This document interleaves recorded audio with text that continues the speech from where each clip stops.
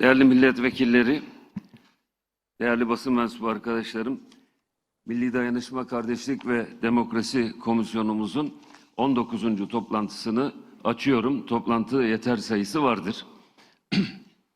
Değerli arkadaşlar, hepimizin gördüğü ve izlediği gibi sürecimiz ve terörsüz Türkiye süreci, komisyonumuzun çalışmaları diyebiliriz ki en hassas, en kritik, en kırılgan dönemine girmiştir. Şimdiye kadar hassasiyetle, fedakarlıkla bu çalışmaları yürüttük. Bu noktaya kadar geldi. Bundan sonra da artık son düzlükte yapacağımız bir iki temel vazifemizi de icra edip oluşturacağımız sonucu da Türkiye Büyük Millet Meclisi Genel Kurulu'na sunacağız. Ve ümit ederim ki çalışmalarımız hayırlarla neticelenir. Hepimizin benimsediği gibi bu komisyon ve bu süreç sadece terörist Türkiye meselesi bildiğiniz gibi komisyonun çalışmalarından ibaret değil. Bu meselenin bir kısmı. Aynı şekilde bir devlet politikası olarak sürdürülen bu süreç, devletin bütün ilgili kurumları vasıtasıyla sahada ve bir şekilde örgütle yapılan temaslarla bugüne kadar getirildi. Bu sürecin bir alver süreci olmadığını, bir pazarlık süreci olmadığını, örgütün kendisini feshetme kararını ortaya koyduktan ve silahları teslim etme sürecine sembolik bir törenle başladıktan sonra bu süreç hızlanmış ve siyaset de üzerine düşen sorumluluğu yerine getirmek için Türkiye Büyük Millet Meclisi'nde bulunan partilerimizden 11'inin ittifakıyla bu komisyonu kurmuş ve bugüne kadar getirmiştir.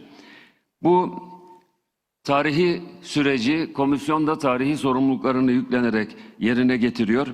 Bundan sonraki süreçte çok daha dikkatli olmamız gereken, çok daha hassas davranmamız gereken bir sürece girdiğimiz aşikardır.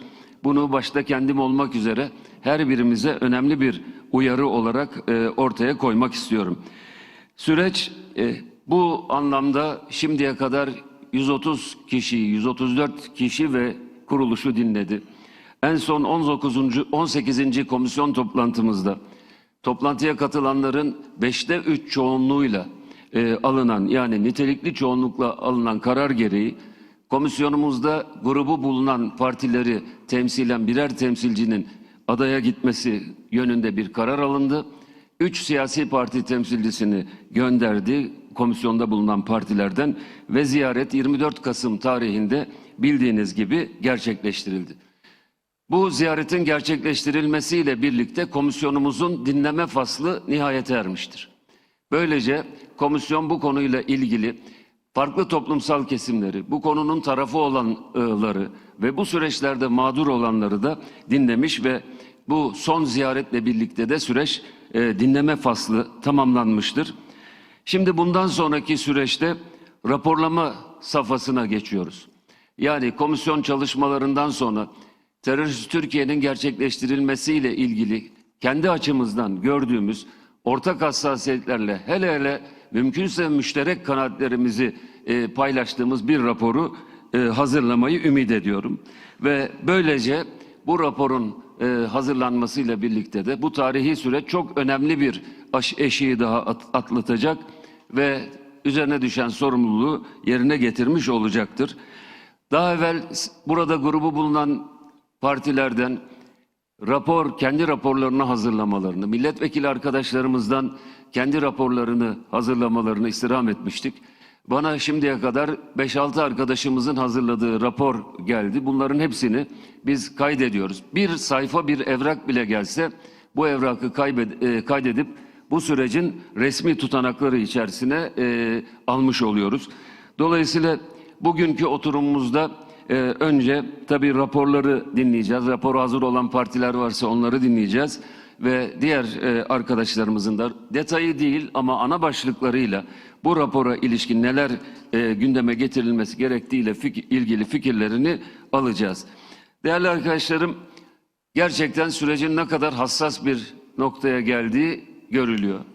Söylenen her bir sözün normal zamanda söylenen sözlerden kat kat daha tesirli olduğu, hiç beklemediğiniz çevrelerde beklemediğiniz şekilde olumlu ya da olumsuz etki ettiği bir sürece giriyoruz. Dolayısıyla hani derler ya eskiler, söz gümüşse sükût altındır. Burada 100 düşünüp bir konuşma, hatta 1000 düşünüp bir konuşmanın gerektiği günlere giriyoruz. Herkesin öncelikle bu sürecin bundan sonraki en hassas dönemini siyasi pozisyonlarının malzemesi haline getirmemesi lazım. Hepimizin siyaset fikirleri farklı, siyasi partileri farklı, anlayışları, kanaatleri farklı. Ama herhalde ortak olduğumuz nokta, artık bu memlekette silahlar sussun, terör sona ersin, analar ağlamasın, ocaklar sönmesin ve bu milletin geleceği bir şekilde karanlık ellere teslim edilmesin. Onun için özellikle bu siyasi malzeme yapılmaması konusunu her birinizden istirham ediyorum. Bir başka önemli konu, burada basınımızın da üstüne çok büyük sorumluluklar düşüyor.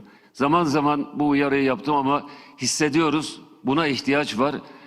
Sürecin aslı, kim ne dedi, nereden geldi, nereye gitti, bütün bunlardan daha önemlisi ortaya hangi somut sonuçlar konuldu. Önemli olan bu siyasi süreçte budur. Yani sürecin magazinleştirilmemesi için de olağanüstü bir gayret sarf etmemiz gerektiği kanaatindeyim. Ayrıca dil, üslup ve davranışlarımıza da azami dikkat etmemiz gerektiği bir süreçteyiz. Tekraren çok sık tekrarladığım bir şeyi tekrarlayarak sözlerimi bitireceğim. Bu mesele bir partinin ya da birkaç partinin meselesi değildir. Bu mesele bütün Türkiye'nin 86 milyonun meselesidir. Bu mesele hayırla ve başarıyla sonuçlandığında bir ya da birkaç parti kazanmış olmayacak, sürece karşı olan partiler de dahil olmak üzere bütün Türkiye kazanmış olacak. Bunun için elimizi şimdiye kadar olduğu gibi taşın altına koymaya devam edeceğiz ve olumlu sonuç almak için de sabırla inşallah bu süreçleri, müzakere süreçlerini tamamlamış olacağız. Tekraren söylüyorum, sağda solda, içeriden ya da dışarıdan bu mesele son noktaya geldi, son günlere yaklaşıyor. Bu meseleyi akamete uğratalım diye hesap kitap içerisinde olanların varlığını biliyoruz. Tekraren ifade etmek istiyorum ki akıl onların aklından daha üstün olmayı gerektirir. Onun için bizler de sabırla farklılıklarımızı yine birbirimize ifade ederek yolumuza devam edeceğiz. Ve ümit ediyorum ki, inanıyorum ki bu sefer Türkiye kazanacak, bu sefer mutlaka kazanacağız. Değerli arkadaşlar, oturumumuzun ilk bölümünde siyasi partilerin rapor safhasına ilişkin görüşlerini, temennilerini ve ana başlıklarla ifade edeceği hususlar varsa onları dinleyelim. Aynı şekilde bu raporun hazırlanmasıyla ilgili yöntem teklifi olan arkadaşlarımız varsa onların yöntem tekliflerini de dinleyelim. Ve ikinci oturumda da İmralı ziyaretiyle ilgili görüşmemizi yapacağız.